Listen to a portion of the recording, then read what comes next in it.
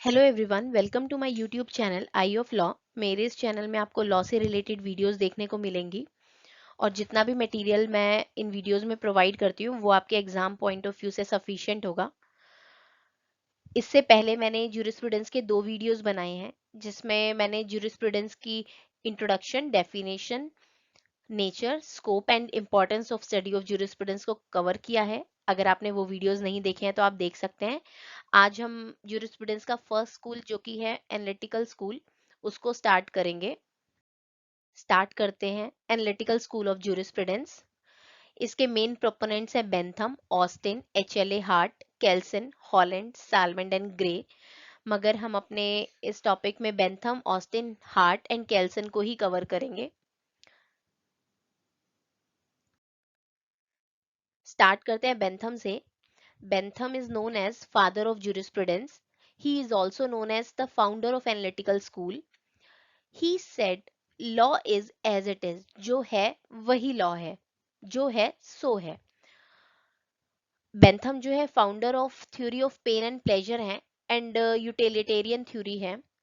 इनकी famous books हैं limits of jurisprudence defined, an introduction of principle of morals and legislation, of laws in general, a fragment of government. अब हम Bentham की utilitarian theory को देख लेते हैं। Utilitarian theory means maximum pleasure to maximum number, ज्यादा से ज्यादा लोगों को मैक्सिमम प्लेजर प्रोवाइड कराना।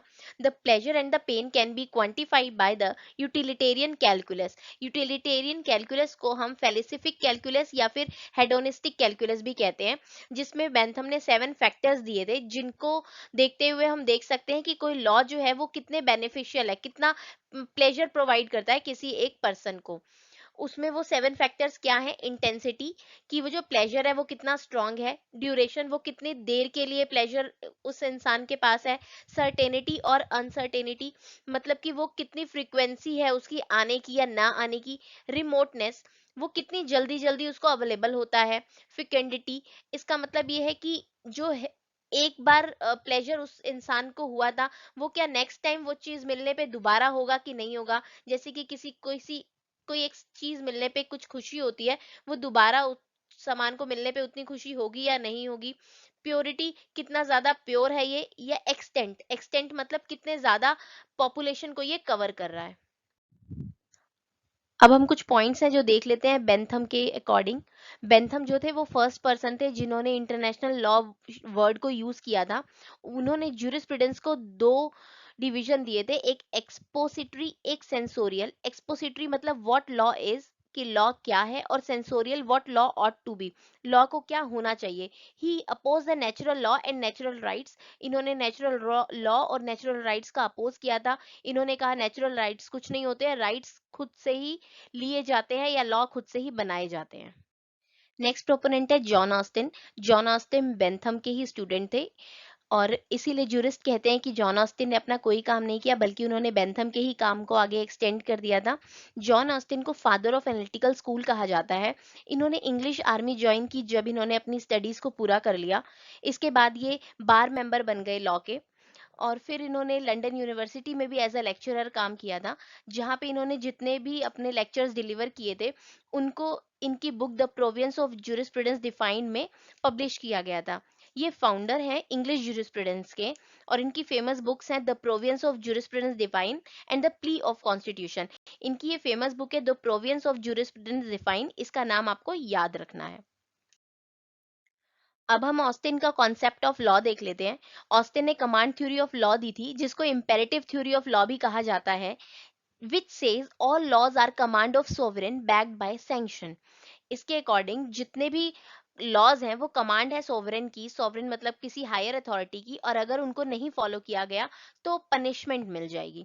सो in this theory Austin said two things, firstly law is command of higher authority and secondly if anyone will not follow that command punishment will be applied on him. According to Austin law जो है वो दो type के होते हैं, law properly so called या फिर law strictly so called, और लॉ इम्प्रॉपरली सो कॉल्ड या फिर law not strictly so called. तो फर्स्ट नंबर पे आता है law properly so called. Law properly so called मतलब वो लॉज होते हैं जो हम डेली टू डेली लाइफ में अपने देखते रहते हैं कि हाँ ये लॉ है, ये लॉ है। इसको दो भागों में आगे बांटा हुआ है, लॉ ऑफ गॉड और human made law. Law of God मतलब लॉ ऑफ नेचर। नेचर ने जो लॉ बनाए हैं हम सबको इस अर्थ पे सरवाइव करने के लिए, अगर हम उन लॉज को फॉलो नहीं करते हैं तो नेचर अपने अकॉर्डिंग हमें पनिश भी करता है। Human made law, human made law दो टाइप के होते हैं, law made by political superior या फिर law made by non political superior. Law made by political superior मतलब जैसे कि किंग्स हैं, जनरल्स हैं, जो अपनी सब्जेक्ट्स के लिए, जैसे कोई राजा है वो अपनी प्रजा के लिए अगर कोई रूल बनाता है तो law made by political superior में आ जाता है। And law not made by political superior मतलब अगर कोई कॉमन पीपल कोई लॉ बनाता है वो law made by non political superior होता है। For example, normal law made by owner of a company that the rule of his company is no one can come after 9 a.m. Or being a parent, I can command my child to do or restrain from doing something. Next आता है law improperly so called. Austin कहते हैं कि कुछ ऐसे rules हैं जिनके नाम में तो लॉ है but they are not law in general. For example Newton law है या फिर लॉ ऑफ ग्रेविटी है, ये सारे इन्होंने अपने नाम के अंदर लॉ वर्ड को कंटेन किया हुआ है बट ये लॉ नहीं है। इसके साथ हम ऑस्टिन का व्यू देख लेते हैं। ऑस्टिन ने नेचुरल लॉ को सीधे सीधे नकार दिया है। इन्होंने कहा नेचुरल लॉ कुछ भी नहीं होता, all rights are given by state only. इन्होंने कहा कि नेचुरल राइट्स नहीं होते हैं, राइट्स तो स्टेट्स हमें देता है। फिर ऑस्टिन ने बोला कि कस्टम्स कुछ भी नहीं होते हैं, कस्टम्स जब तक जुडिशियल रिकॉग्निशन नहीं मिलती है उसको कस्टम कुछ भी नहीं कहलाते हैं। इसके बाद इन्होंने कहा लॉ ऑट टू भी कुछ नहीं होता, क्या होना चाहिए क्या होना चाहिए ये सब फालतू की चीजें हैं, लॉ जो है वही है, जो है सो है। इसके बाद इन्होंने ज्यूरिस्प्रूडेंस को दो भागों में बांटा, पर्टिकुलर ज्यूरिस्प्रूडेंस या फिर जनरल ज्यूरिस्प्रूडेंस। पर्टिकुलर ज्यूरिस्प्रूडेंस का मतलब होता है legal study of particular place, किसी एक जगह की लीगल स्टडी को पर्टिकुलर ज्यूरिस्प्रूडेंस कह दिया। इसके बाद आता है जनरल ज्यूरिस्प्रूडेंस मतलब study of legal system of universe, जैसे कि जिसमें मोरालिटी एथिक्स वगैरह आ जाते हैं।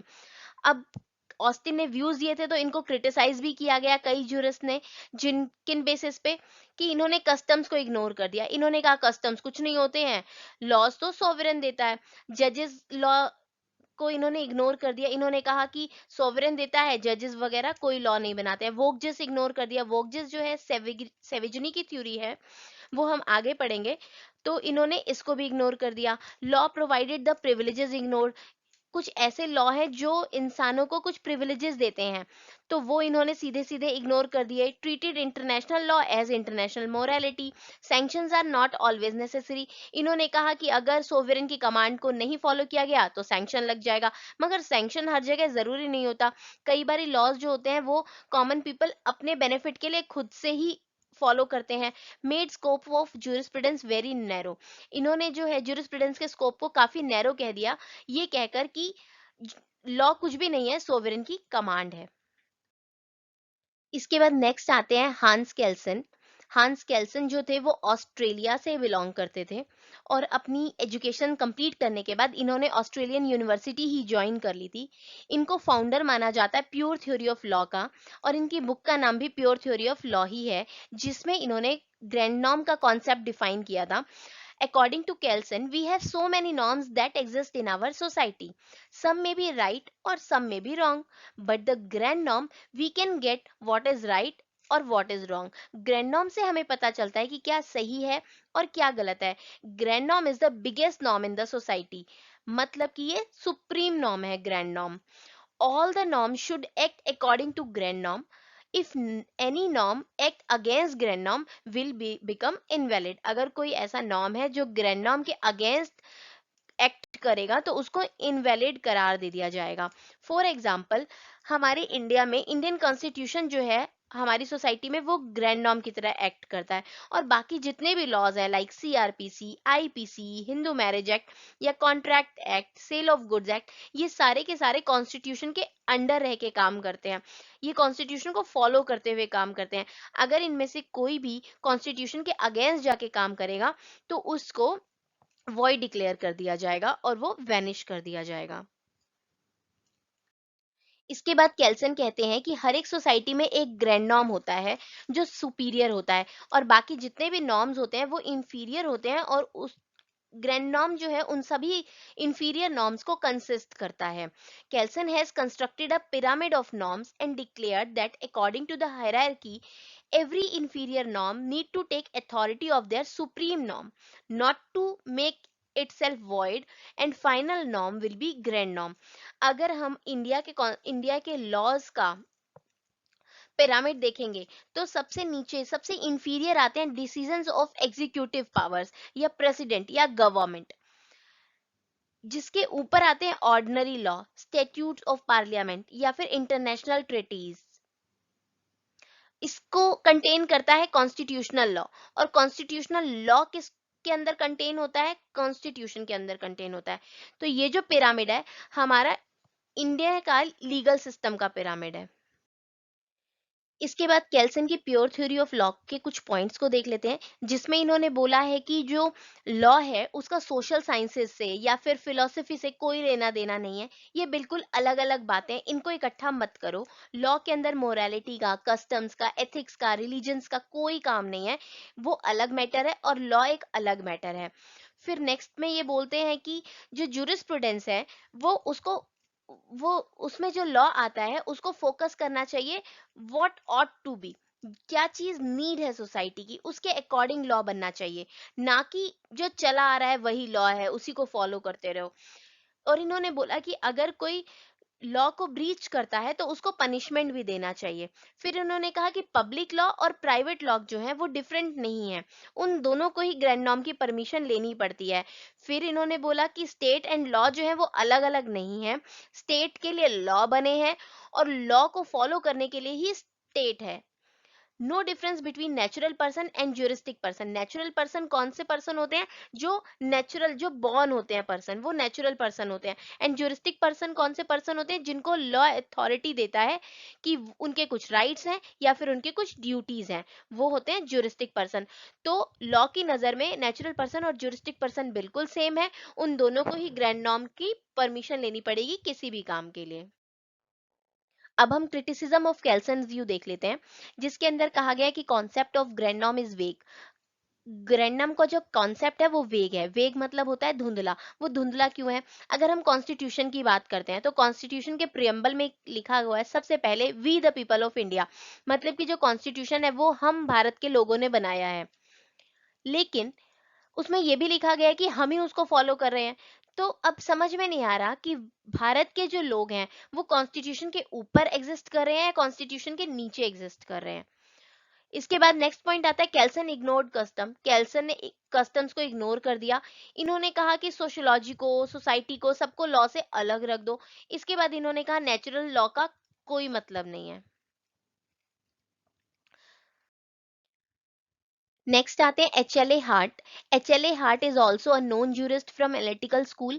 He believed morality had an influence on law and he called this minimum content of natural law.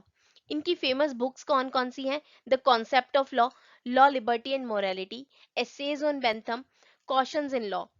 In books के नाम आपको जस्ट याद रखने हैं. अब हम हार्ट के व्यू को देख लेते हैं लॉ के regarding.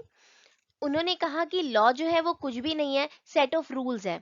Law is set of primary and secondary rules. According to him primary rules are those rules which are duty binding rules. Means in order to give right to someone, those rules impose some duty to rest.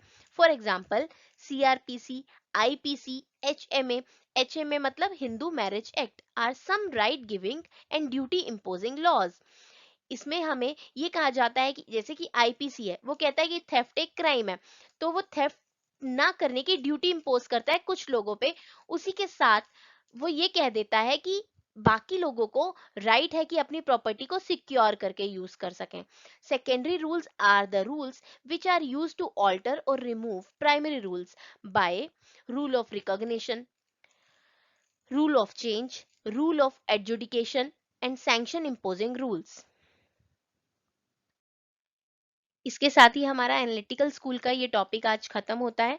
अगर आपको मेरे videos अच्छे लगते हैं तो आप इसको share कीजिए, लाइक कीजिए, मेरे चैनल को सब्सक्राइब करिए। अगर कोई क्वेरीज है या कोई सजेशन है तो कमेंट बॉक्स में मुझे कमेंट कीजिए। इसके साथ हम आज इस वीडियो का एंड करते हैं, मिलते हैं नेक्स्ट वीडियो में। Thanks for watching.